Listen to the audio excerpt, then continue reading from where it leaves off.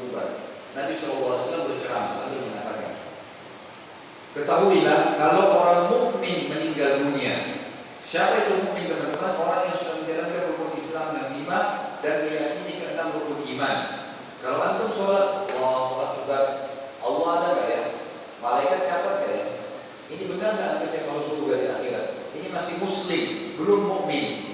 Beda ya, levelnya muslim sama mukmin. Tapi kalau orang sholat, Allahu Akbar, kemudian Allah yakin Allah ada, Allah sedang melihat dia, kemudian malaikat sedang mencatat amalnya, makin khusyuk, makin besar pahalanya. Amal ini menentu derajatnya nanti di surga. Ini namanya orang mukmin. Dia sudah menggabungkan rukun Islam dan rukun iman. Makanya pernah ada satu Arab Badui datang kepada Nabi SAW, lalu setelah syahadat dia bilang, amanna, kami sudah beriman.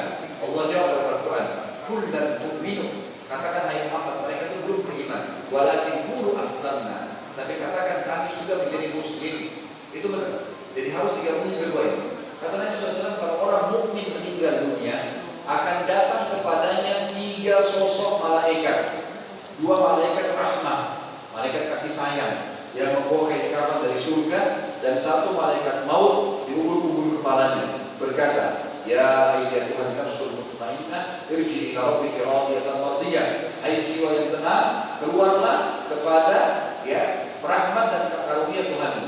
Maka ruhnya, kata Nabi SAW, keluar dengan sangat cepat dari tubuhnya, seakan-akan air yang keluar dari mulut kendi. Belum sesaat keluar, ditangkap oleh malaikat rahmat, dibungkus kain kafan dari surga, dibawa ke langit, menembus 7 lapis langit di atas kepala kita. Menembus 7 lapis langit di atas kepala kita.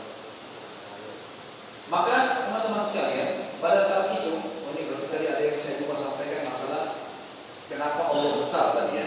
Saya belum jelaskan tadi, baru sampai hari pertama. Nanti saya akan kembali ke sini. Maka roh ini menembus 7 lapis langit, teman-teman sekalian. Dan setiap menembus langit tersebut, malaikat-malaikat di langit sana berkata kepada malaikat rahmat yang membawanya, ruhnya siapa ini? Sungguh mulia ruh ini. Sungguh mulia ruh ini. Kenapa? Karena kata Nabi SAW, ruh itu mengeluarkan bau yang lebih wangi dari bau kasturi. Dan semoga insya Allah kita begitu. Teman-teman sekalian, pada saat dia sudah sampai ke langit ke-7, Allah Subhanahu wa Ta'ala berkata kepada para malaikat, kembalikan hambaku, catatkan hambaku termasuk penghuni surga, dan kembalikan dia di dunia, karena di sana saya ciptakan, di sana pula saya akan bangkitkan. Maka ruhnya diantar bersamaan dengan kerabatnya mengantar jasadnya. Begitu dimasukkan ke dalam kuburan, 3 langkah mengantarnya jalan, dia masih bisa mendengarkan suara sandal mereka. Setelah itu sudah nggak bisa lagi. Sudah nggak bisa lagi. Maka pada saat itu teman-teman sekalian akan datang kepada malaikat yang menanyakan kepadanya, siapa Tuhanmu, siapa Nabimu, apa kitabmu. Kalau dia orang beriman, kata Nabi SAW, dia akan mudah menjawabnya. Sebagaimana firman Allah Subhanahu wa Ta'ala, a'udzubillahi minasyaitonir rajim, yutsabbitullahu alladziina aamanu bil qawli tsabit fil hayatid dunya wa fil akhirah. Allah akan menetapkan jawaban orang-orang beriman di dunia dan di akhirat. Di dunia, kalau Anda belajar Islam, bertanya kepada para dai, para ustaz, para kiai, para alim ulama, dan mereka berikan kita jawaban kenapa sholat, kenapa puasa, kenapa haji, kenapa beriman kepada Allah. Kita punya jawaban kalau orang nanya.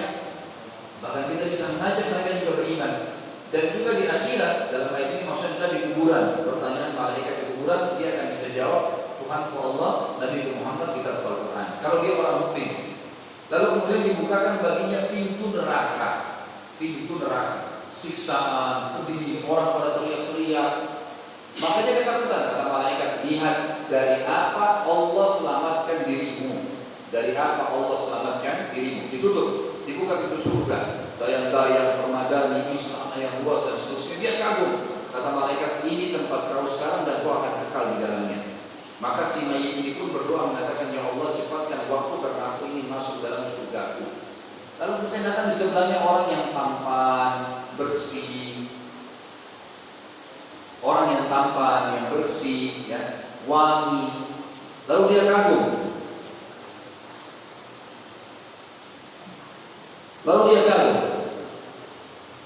Maka dia pun berkata, teman-teman sekalian, siapa kamu? Sungguh-sungguh jika Allah pada dirimu. Maka dia berkata, saya amal solehmu yang akan menemani kau sampai hari kiamat. Saya Maka terdengar suara dari langit juga berkata, luaskan kuburan hambaku ini seluas pandangan matanya, dan jadilah dan bentangkanlah jalan ke surganya setiap pagi dan petang. Maka kata Nabi SAW, jadilah kuburannya aman dari api surga. Sebaliknya, kalau orang fasik dan orang kafir, fasik tadi sudah saya bilang siapa? Muslim yang masih banyak dosanya, tidak sempat taubat kepada Allah sebelum meninggal. Kondisinya kalau dia mati sama dengan orang kafir, akan datang kepadanya 3 sosok malaikat, 2 malaikat penyiksa azab yang bawa kain kafan dari neraka, dan 1 malaikat pun di ujung kepalanya yang mengatakan, hai jiwa yang busuk, keluarlah kepada murka Tuhanmu.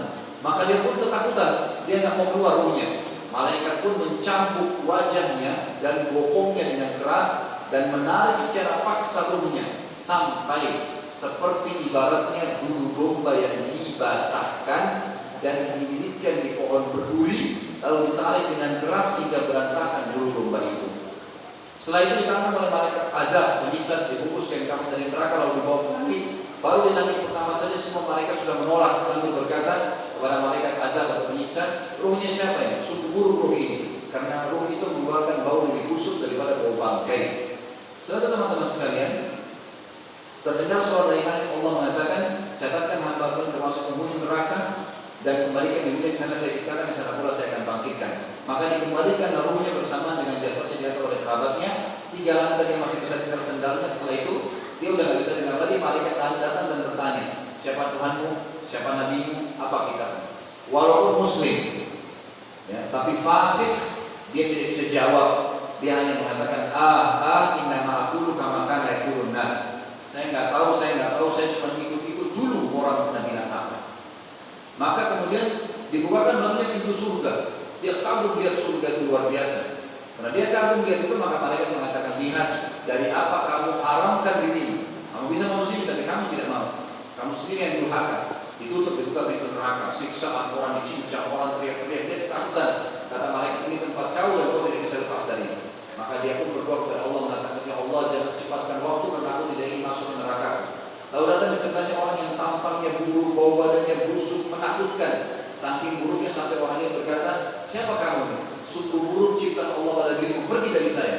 Maka orang itu pun akhirnya berkata, saya amal buruk yang akan menemani kau sampai hari kiamat. Lalu Allah Subhanahu wa taala di penutupan hadis mengatakan, mengutus malaikat yang tidak punya pendengaran dan penglihatan, khusus untuk menyiksa, membawa sebuah besi yang kalau besi itu seluruh jin dan manusia bergabung bersatu untuk membalikkan, mereka tidak mampu.